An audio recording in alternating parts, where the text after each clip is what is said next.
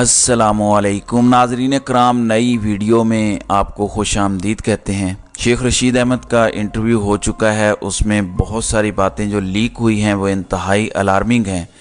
दूसरी जानिब मुस्लिम लीग नून ने मियां नवाज शरीफ की वापसी के सिलसिले में तराना लॉन्च किया है, उस तराने पर भी बात हो रही है।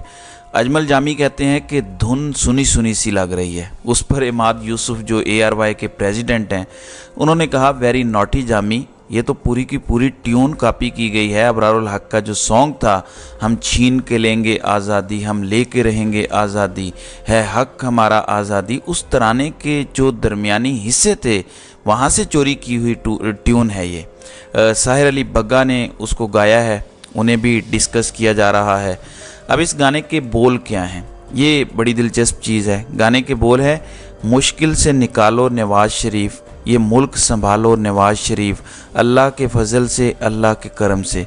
तो लोग पूछ रहे हैं कि वो जो 4-4.5 साल खुद पूछता रहा कि मुझे क्यों निकाला, वो निकालेगा मुश्किल से। वो जिसके भाई की 16 महीने हुकूमत रही और वो कुछ नहीं कर सका, वो अपने भाई को मुश्किलों से नहीं निकाल सका, वो निकालेगा मुल्क को मुश्किल से। वो जिसके बारे में ख्वाजा आसिफ ने कहा कि इस्टेब्लिशमेंट ने निकाला, जनरल बाजवा ने निकाला, वरना निकालना मुश्किल हो गया था, वो निकालेगा मुश्किल से। वो जिसके भतीजे सलमान शहबाज को सुहेल वड़ैच ने इंटरव्यू देते हुए बताया कि जनरल फैज़ हमीद ने उसे निकलवाया। फ़रूख शहबाज वड़ैच को ये जो है इंटरव्यू देते हुए उन्होंने कहा था, वो निकालेगा मुश्किल से।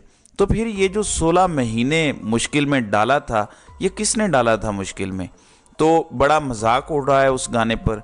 फिर ये लोग कहते हैं कि मीनारे पाकिस्तान जाऊंगा। लोग इससे पहले मीनारे पाकिस्तान पहुंच चुके हैं और वहां पर जलसागाह में जो बैनर लगे हुए हैं नवाज शरीफ के, उन पर स्याही फेंकना शुरू कर दी है। मुनासिब काम नहीं है, नहीं होना चाहिए, क्योंकि जब आपके मुखालिफिन का जलसा होगा तो उसमें भी यही होगा। ये बड़ा काम आसान होता है, रात में किसी भी वक्त कोई जाता हुआ अपनी बाइक स्लो करे, गाड़ी स्लो करे, स्याही फेंकेगा, ये कोई मुश्किल काम नहीं होता।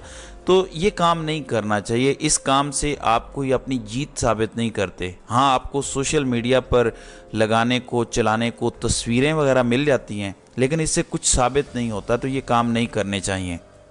दूसरा, शेख रशीद के इंटरव्यू पर अभी आते हैं। एक खबर और है, पाकिस्तान का हालिया तारीख का सबसे बड़ा केस, और मैं ये 90 दिन में इलेक्शन की बात नहीं कर रहा या सिविलियंस के मिलिट्री ट्रायल में केस की बात नहीं कर रहा।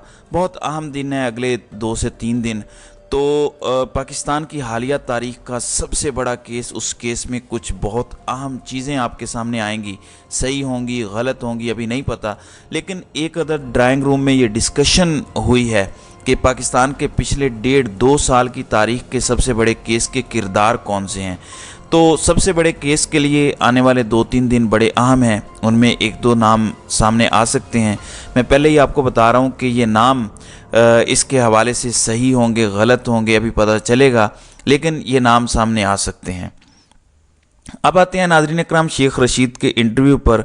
खबर आई, बैरिस्टर शहजाद अकबर ने ट्वीट किया। उन्होंने कहा कि एक प्रॉपर्टी टाइकॉन के चैनल पर शेख रशीद का इंटरव्यू हो चुका है। अब प्रॉपर्टी टाइकॉन का जो चैनल है, इसने उसका कैनवास बहुत बड़ा कर दिया।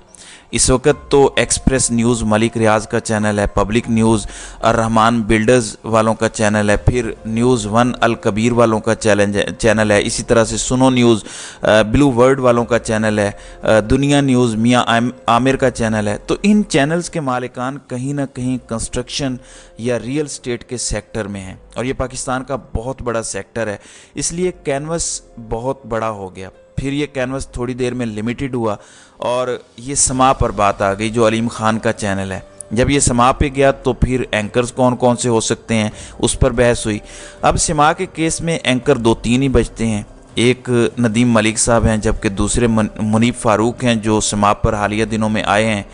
फिर खबर आई, मज़ीद लिमिट हुई कि ये इंटरव्यू मुनीब फारूक ने किया है। अभी तक ये गैर मुसद्दिका इत्तलाआत वाली बात है, लेकिन ये कंफर्म है कि इंटरव्यू हो चुका है। लेकिन जो खबरें आ रही हैं उसके मुताबिक ये इंटरव्यू मालूमात के मुताबिक जिसने दिया है, यानी कि शेख रशीद ने, अभी ये भी गैर मुसद्दिका है कि उनके अपने डेरे पर हुआ है। अब ये घर है, फॉर्म है, कोई बिजनेस प्लेस है, क्या है, मैं इस पर बात नहीं कर रहा। तो मार्केट में ये खबर फैल गई کہ शेख रशीद साहब इंटरव्यू दे रहे हैं, तनकीद वगैरह कर रहे हैं, काफ़ी कोई बातें कर रहे हैं, और शेख रशीद अहमद ने इस्तेकाम पाकिस्तान पार्टी ज्वाइन कर ली है, शेख रशीद साहब भी छोड़ गए हैं। अव्वल तो ऐसे किसी भी इंटरव्यू की कोई हैसियत नहीं रह गई। क्या होता है ऐसा इंटरव्यू? ऐसा इंटरव्यू जिसमें बंदा पहले ये पता चले कि गिरफ़्तार हो गया है, फिर उसके बाद अदालतों को पता चले कि कुछ भी नहीं पता चल रहा, उसका भतीजा शेख राशिद शफीक वीडियो बयान दे रहा हो, जो 7 लोग गिरफ़्तार हुए थे वो छूट कर वापस आ जाएं, अदालतों को बताया जा रहा हो कि नहीं हमें नहीं पता, मोहलत दें, बताते हैं आपको, पता करके बताते हैं, और अदालत कह रही हो कि सबको पता है। अदालत में जज साहब ने ये जुमला बाकायदा कहा कि सबको पता है कि कहाँ पे हैं, अगर नहीं बताएंगे, वाजे आप करेंगे नहीं करेंगे तो 1 हफ्ते में कुछ ना कुछ ऑर्डर करना पड़ेगा, ये भी जज साहब कहते हैं, और फिर उसके बाद अदालत मज़ीद मोहलत वगैरह दे दे। तो अदालत ने जो अगली तारीख दी है वो भी हफ्ता प्लस की है। अब ये इंटरव्यू जुड़वा शहरों में हुआ है, इतलात के मुताबिक इंटरव्यू देने वाले की जगह पर हुआ है।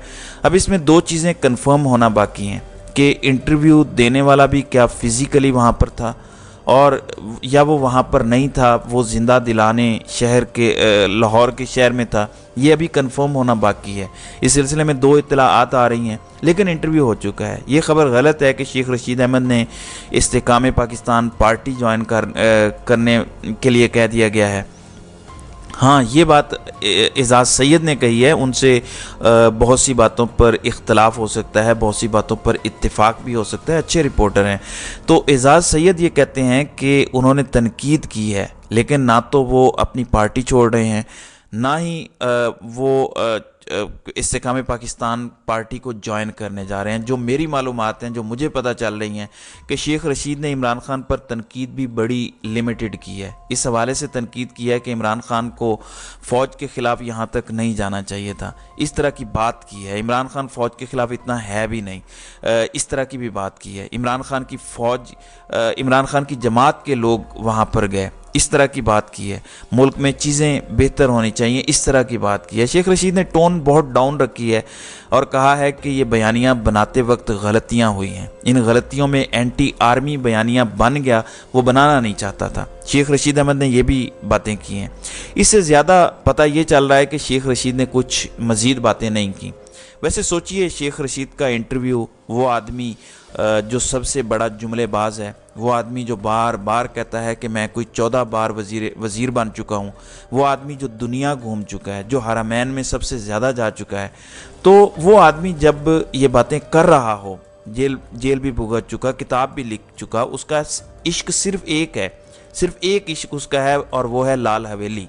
वो उसकी सियासत का मरकज़, महवर, सब कुछ है।